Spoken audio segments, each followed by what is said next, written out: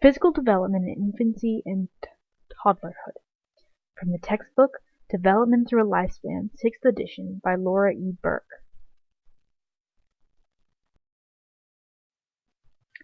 Children change physically into toddlerhood. First off, by toddlerhood, the child will be about 32 inches after a year, which is 50% greater than at birth. After 5 months, the birth weight has doubled to 15 pounds. And by a year, the child has tripled to 22 pounds. And what you really must remember is that children grow in spurts, and that they don't grow at a continuous rate.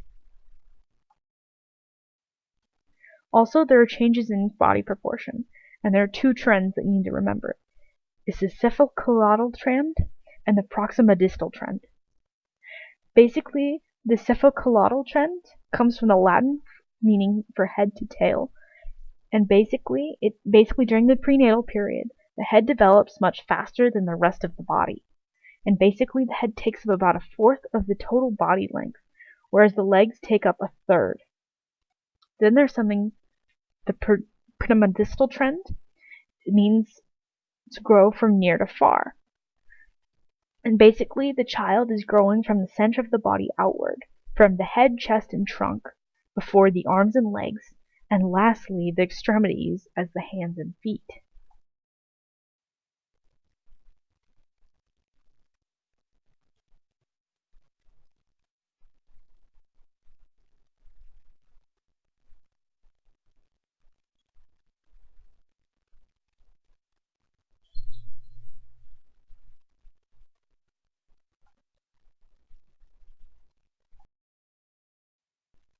Then there's something known as the development of neurons.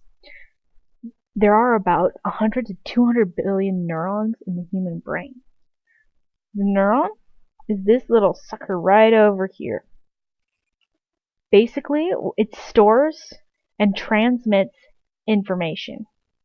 The synapses are this little gap right here that has fibers that come close but do not touch each other between the neurons so that they can transmit information. Then there's something known as neurotransmitters, and they're these little suckers right here. You see them? They're chemicals that are released by the neuron that sends messages by crossing over the synapse here. You see, and it goes into this receptor right there. Also, with the development of neurons, is once a neuron is established, they begin to establish their unique function. So no neurons do not perform the same function. So they each perform a different function. Have I said it enough? They extend their fibers to form synaptic connections with the neighboring cells. During the first 2 years, neural fibers and synapses begin to increase. And that's why you need programmed cell death and synaptic pruning, because you need to make room. Basically, what programmed cell death is they die. They make the neurons die because they're making space for the other connective structures between the neurons. About 20 to 80% of neurons die during this process, depending on the brain region, of course. Each area of the brain performs a different function. Where synaptic pruning comes in is it returns neurons not needed to an uncommitted state. So you're not losing the neurons, but it helps support future development because neurons that do not receive stimulation soon lose their synapses, but they can be regained through stimulation, because you might need these structures later on.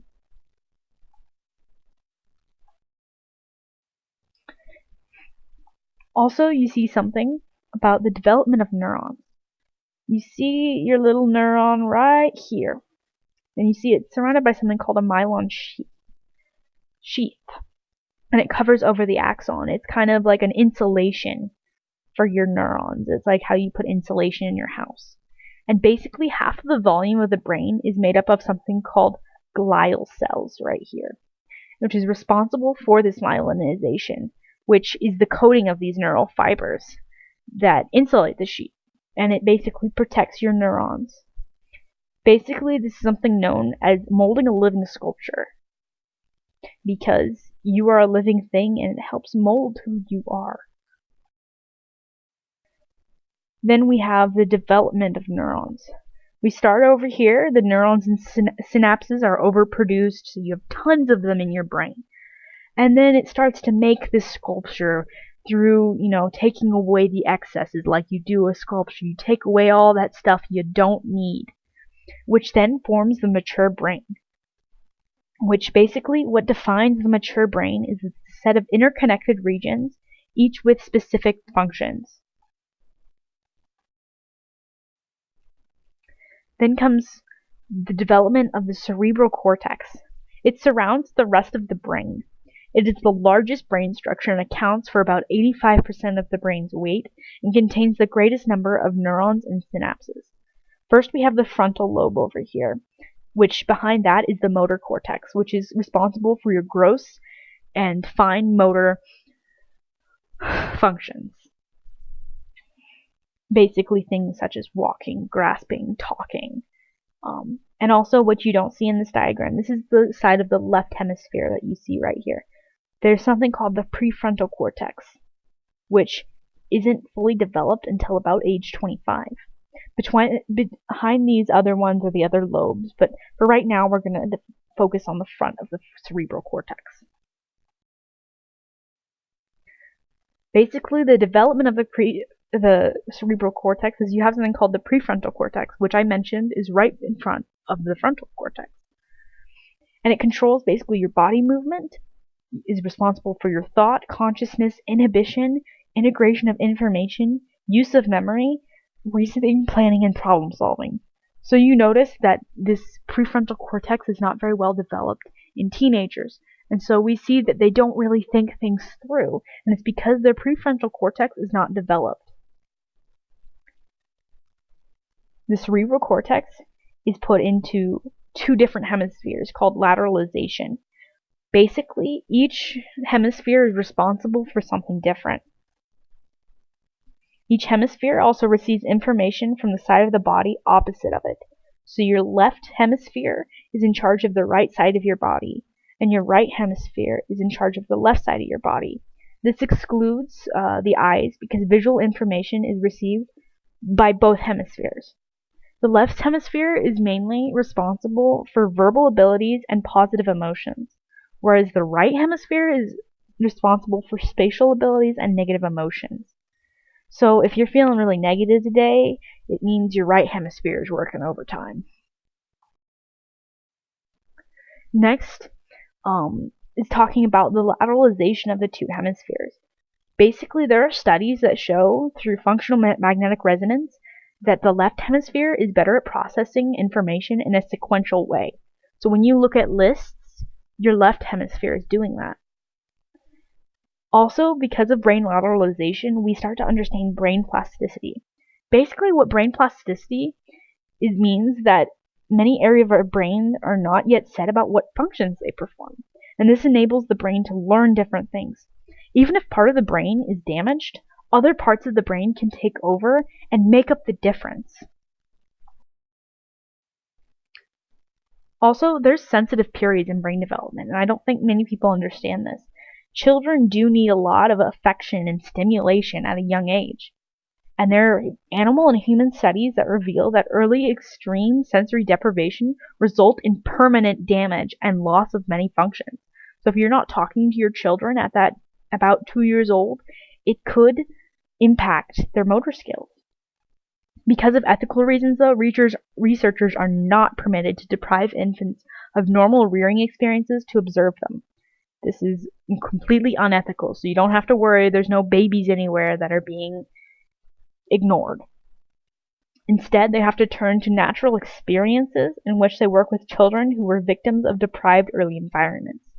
And basically, they do something called a catch-up growth there. And they observe them because they have been through a lot.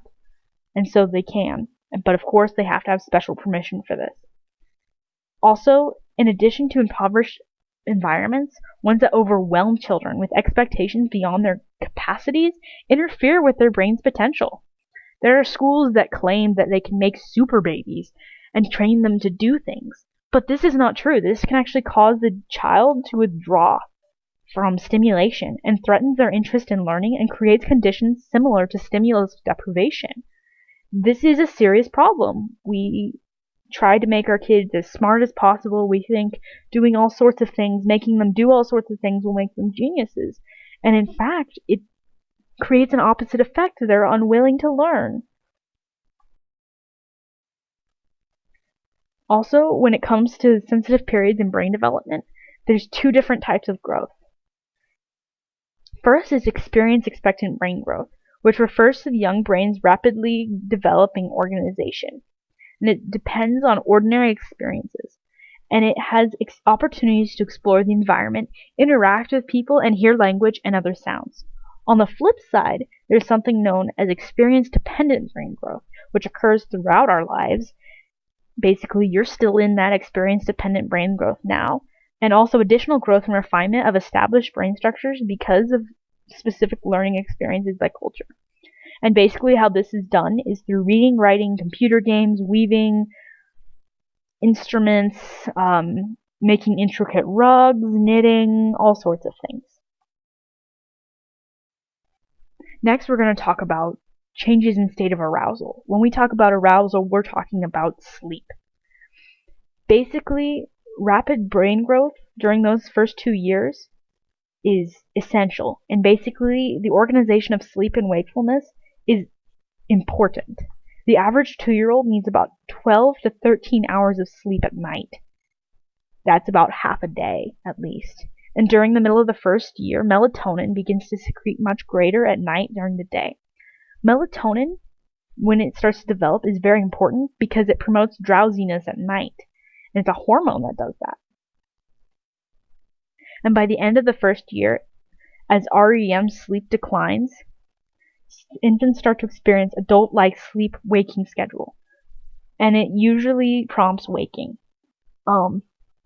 Basically, it's important because as you as an adult, you'll start noticing that your child will sleep at night on the same schedule as you, so you're not waking up every several hours having to take care of this child. Because once you reach 2, after the first year, it's pretty much easier.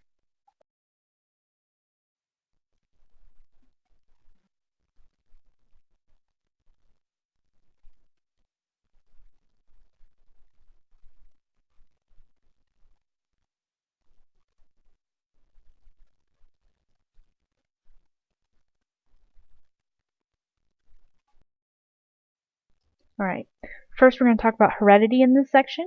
When diet and health are adequate, height and rate of physical growth are influenced by heredity.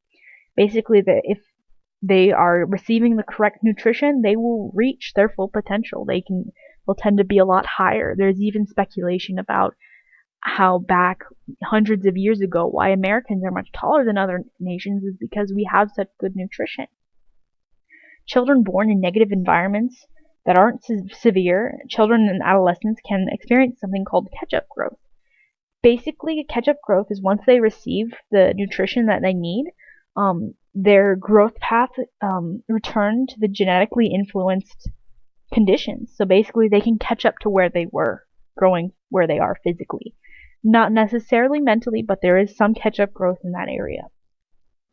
Another thing you need to realize is your genetic makeup also affects your body weight.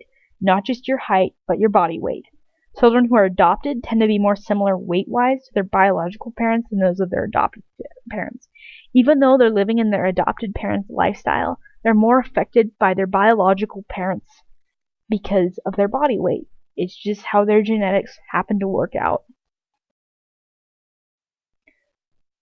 Another thing you need to take into account is nutrition. It's important, especially in the first 2 years of life, because the baby's body and brain are growing so fast. So without nutrition, the baby's body could either be very stunted or the brain could suffer from mental states. There's also a lot of controversy whether bottle feeding and breastfeeding are more nutritious for your child. Of course, breastfeeding is more ideally suited for your child's needs. And even though bottled formulas try to mimic it, it's mostly ideal to breastfeed. And some of the advantages are they provide a correct balance of fat and protein. They ensure nutritional completeness, helps ensure healthy physical growth, protects against many diseases, protects against faulty jaw development and tooth decay, ensures that it's digestible for the baby, and smooths the baby's transitions to solid foods. Of course, all this is based on how much nutrition the mother herself has. And if the mother itself is not getting enough nutrition in her own diet, it can affect the baby.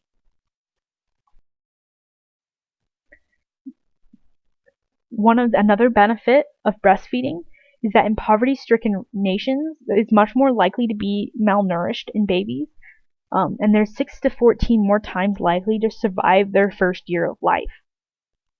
The World Health Organization recommends to everyone that they breastfeed until the baby is about 2, and they can start adding solid foods to the baby's diets when they're about 6 months old. So you're not just dependent on breastfeeding. A big deal about all of this is malnutrition. About 27% of the world's children suffer from malnutrition before the age of 5. 10% who are severely affected suffer from one of 2 dietary diseases. The first one is something known as marasmus, which is a wasted condition of the body because of a diet low in all essential nutrients. Usually appears in the first year of life when a baby's mother is too malnourished to produce enough breast milk and bottle feeding is inadequate or not even there. The baby becomes painfully thin and is in danger of dying. As you can see on your right over here is a sketch of a child with marasmus. You see how skinny it is. There's no fat under their skin. It's characterized as having a face of an old man because it has wrinkles, because there's no nutrition there. They're hungry. They have very little muscle, and they're grossly underweight. And it's a very sad condition. And it can also cause issues in brain growth too. So there are other factors you have to bear in mind. The second dietary disease is something called kwashiorkor, which is caused by an unbalanced diet very low in protein. It's common in regions of the world where children just get enough calories from starchy foods, but very little protein. Usually strikes after weaning off of breastfeeding, between the ages of 1 and 3. The child basically breaks down its own protein reserves, and it causes swelling in their abdomen like you see here. It's normal here, you see the little child here, and then you see this swelling of the belly. They're not fat, they're just not getting enough protein in their starches. It's where they're getting their calories, and it's breaking down the protein in their muscles here, and so it causes this swelling. Children who survive these extreme forms of malnutrition will grow to be smaller in all body dimensions and suffer from lasting damage to the brain, heart, liver, and many other of their vital organs. A malnourished body protects itself, though. It establishes a low basal metabolism rate, which may endure after nutrition improves. So this could cause obesity later in life because their metabolism is so low.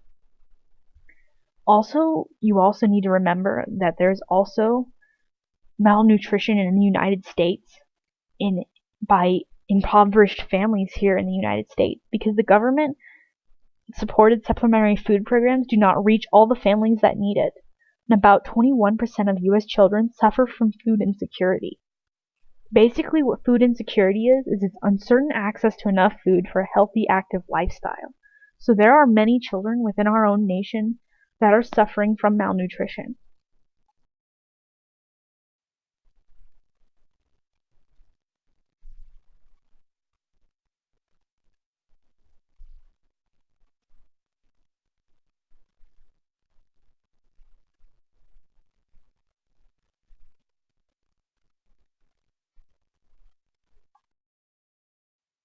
Alright, time to get into some real psychology terms here. First is classical conditioning. You hear this a lot in psychology. Classical conditioning is a form of learning where a neutral stimulus is paired with a stimulus that leads to reflexive response. Once the child's nervous system makes the connection between the two, the neutral stimulus produces the behavior on its own. A good example would be if a mother were sitting with her child and while she's breastfeeding she massages the child's forehead, and it's just something the mother does. Well, then once the mother, starts massaging the child's forehead, the baby starts sucking because it thinks it's time for nursing. And it helps the infant know what events typically occur together consecutively in everyday life and teaches them to anticipate what is about to happen next. It's a sort of evolution, you could say. Here's a diagram I made.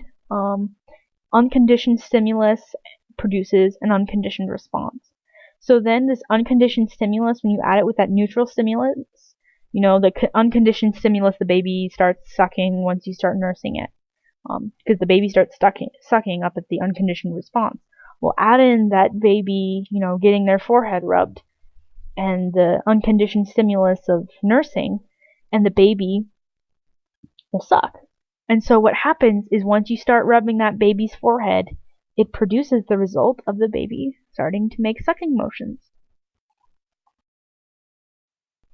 Next is something called operant conditioning. You actually see this in a lot of parenting styles. Infants act on the environment, and stimuli follow their behavior, change the probability that the behavior will occur again. The stimuli that affect the behavior are known as something as a reinforcer or punishment. A reinforcer increases the occurrence that the behavior will continue, and a punishment decreases the occurrence of the behavior. And operant conditioning plays a vital role in the formation of social relationships. You see this type of conditioning a lot in parenting with children.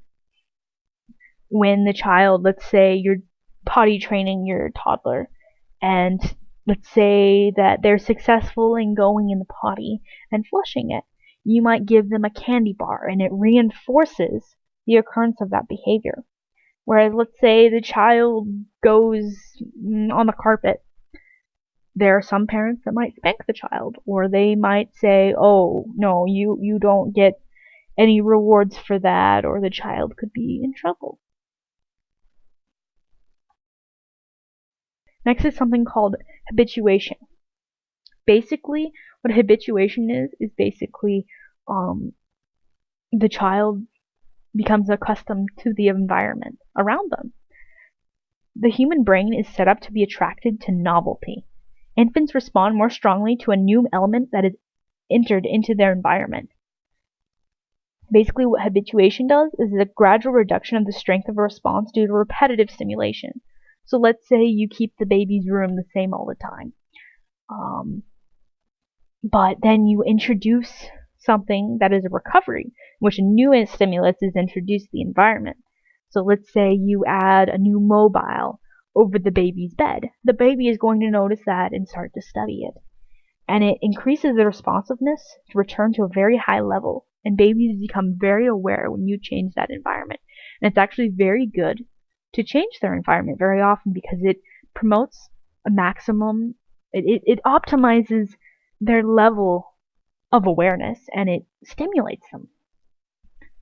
Habituation research helps us understand how long a baby can remember a wide range of stimuli. And it helps us indicate how high their IQ is or their development DQ is. Another way that babies learn is through imitation. Basically by copying the behavior of another person. It might be copying the behavior of another baby, or even you and your partner. Scientists have identified specialized cells in motor areas of the cerebral cortex in primates known as mirror neurons, which fire identically when a primate hears or sees an action and when it carries out that action on its own accord. Another thing you need to realize with imitation is even though you might perform one action one day, the child might imitate it the next day. And you've completely forgotten that you've performed that action, but that child has learned that action. So you need to be careful what you perform in front of your child because they are learning from you.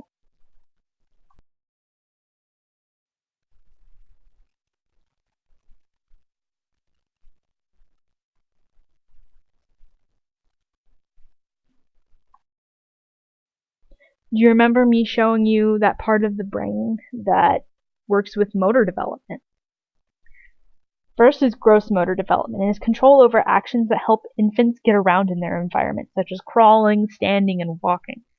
And then there's fine motor development, which is the smaller movements such as reaching and grasping, which both of these tie together really well.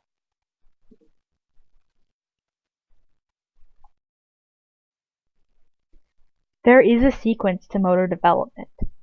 Usually it starts off where the child, when they're held upright, holds their head erect and steady. And this happens at about 6 weeks. At 2 months, the child is able to lift self by their arms. By about 2 months also, they can roll from side to back. So they can kind of roll from their side onto their back, and they can't really do much else. By 3 months and 3 weeks, they are able to grasp a cube, which is interesting that they can't grasp anything else.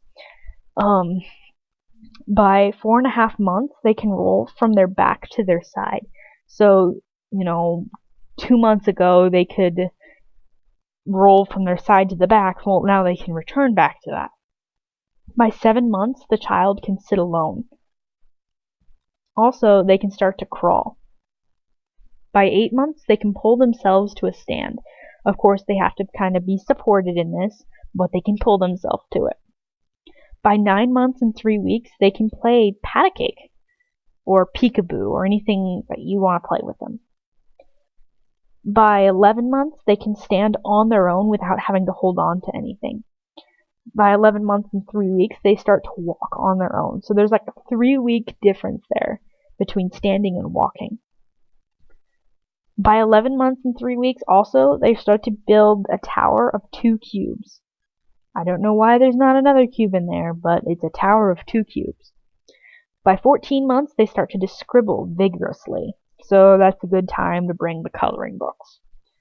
By 16 months, they can walk upstairs without help.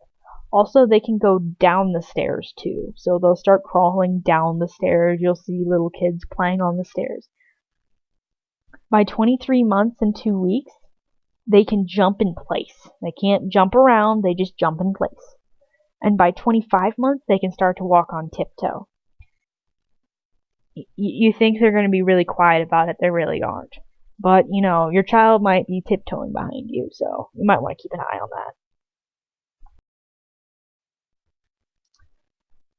Also, these motor skills are put into something known as dynamic systems.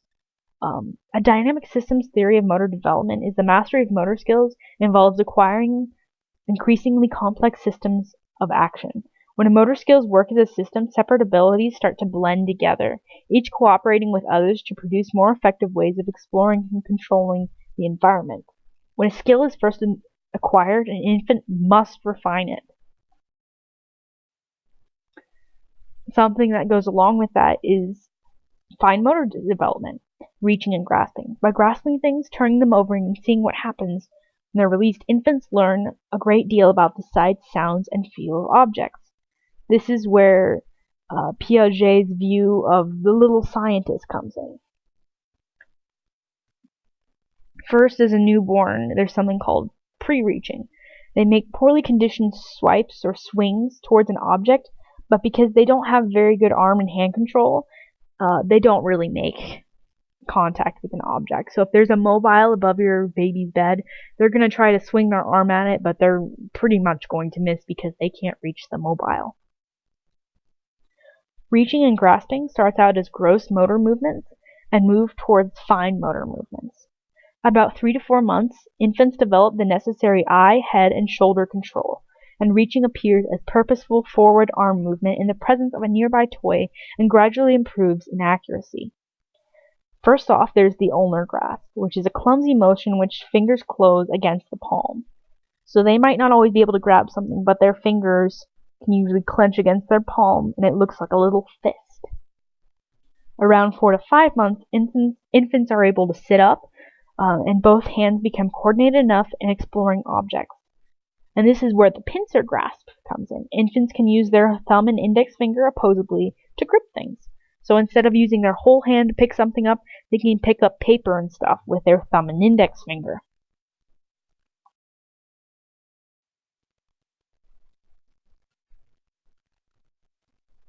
Perceptual narrowing effect is a perceptual sensitivity that becomes increasingly attuned with age to information most often encountered. First is hearing. Between 4 to 7 months, infants can display a sense of musical phrasing. Of course, they prefer like Mozart's minuets because there are pauses between each phrase. By 6 to 7 months, they can distinguish musical tunes on the basis of variation in rhythmic patterns. So Old MacDonald, Itsy Bitsy Spider, the works. By 6 to 12 months old, they can make comparisons between human speech. So they can tell who's talking, they can hear the intonation, they can hear different dialects also. By 5 months, babies become sensitive to syllable stress patterns in their own language. So when they first start talking, they can't tell the difference between languages. They don't know if you're speaking Spanish, French, or English. Basically, their statistical learning capacity is analyzing the speech stream for patterns, which are repeatedly occurring sequenced of sounds. They acquire a stock of speech structures for which they later learn new meanings, and long before they start to talk at around 12 months. So your child, won't start talking until about a year. Next is vision. A baby's visual world is fragmented at first. They usually can't really see their first few weeks of life, so they're actually blind. So if the baby's making eye contact with you, it's not because it sees you, it's just kind of coincidence. But their visual world is fragmented, of course, because they're slowly beginning to be able to see. By about 7 to 8 months, it starts to go through changes. Visual development is supported by rapid maturation of the eye and visual centers of the cerebral cortex. By about 2 months, infants can focus on objects about as well as adults can. So you can look at something, and the child will also look at the same object as you. By 4 months, their color vision is very much adult-like. Visual acuity means a fineness of discrimination, so they can start to see textures and motions. And actually, there is a difference between vision between males and females. Females see more textures and detail, whereas males see differences in motion. As babies explore their visual field, they figure out the characteristics of objects and how they are arranged in space. Also, they start to develop depth perception, which is the ability to judge the distance of objects from one another and from ourselves. They also start to develop something known as a visual cliff. They refuse to cross over to a deep side, so you don't have to worry about your baby crawling off a cliff, and showing a preference to the shallow side. The infant demonstrates the ability to perceive the depth of something. Motion is the first depth cue in which infants are very sensitive to. They also start to develop binocular depth cues, which arise because our two eyes have slightly different views of the visual field. So your brain starts to, you have two eyes, but you only see one thing. You don't see things double because your brain processes it in such a way that it creates depth cues. And then there's pictorial depth cues, which is something most often used by artists to make a painting appear three-dimensional, like when you look at cubes and pyramids and things like that. It appears three-dimensional because of that depth perception.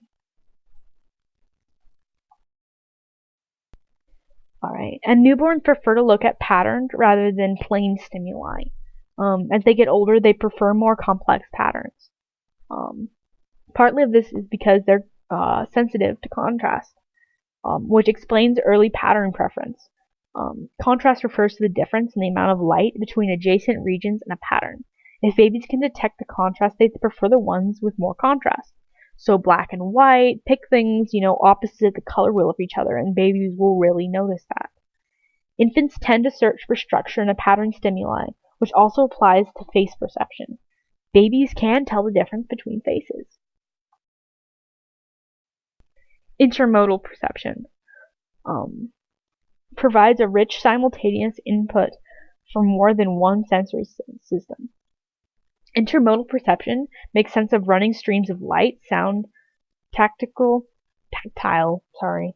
odor, and taste information. Perceives them as integrated wholes. Babies perceive input from different sensory systems in a unified way by detecting information that overlaps two or more sensory systems, such as rate, rhythm, duration, intensity, temporal synchrony, for vision and hearing, and texture and shape, which is for the vision and touch. Within the first half of a year, so first 6 months, infants master a range of intermodal relationships. How we understand this perceptual development is through a differentiation theory, which infants actively search for invariant features of the environment, those that remain stable in a constantly changing perceptual world. In pattern perception, young babies search for features that stand out and orient towards faces. To differentiate means to analyze or to break down something.